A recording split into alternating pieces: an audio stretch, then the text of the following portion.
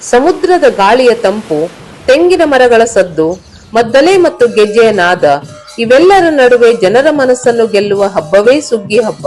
ಸುಗ್ಗಿ ಅಂದರೆ ಕೇವಲ ಹಬ್ಬವಲ್ಲ, ಅದು ರೈತರ ಪರಿಶ್ರಮದ ಫಲವನ್ನು ಸಂಭ್ರಮದಿಂದ ಆಚರಿಸುವ ಕ್ಷಣ.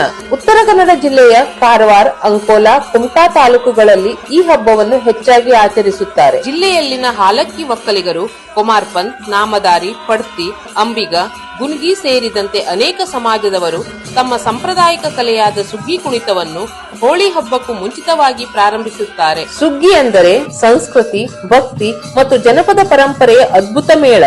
ಮದ್ದಲೆ, ತಾಳ, ಗುಮ್ಟೆ, ಗೆಜ್ಜೆನಾದಗಳ ನಡುವೆ ಗ್ರಾಮದ ಬೀದಿಗಳು ಜೀವಂತವಾಗುತ್ತವೆ. ಸುಗ್ಗಿ ಹಬ್ಬ ಇದು ಕೇವಲ ಮನರಂಜನೆ ಅಲ್ಲ, ಇದು ಪೀಳಿಗೆಯಿಂದ ಪೀಳಿಗೆಗೆ ಬಂದ ಪರಂಪರೆ. ಇದು ಕುಟುಂಬಗಳ ಒಗ್ಗಟ್ಟು.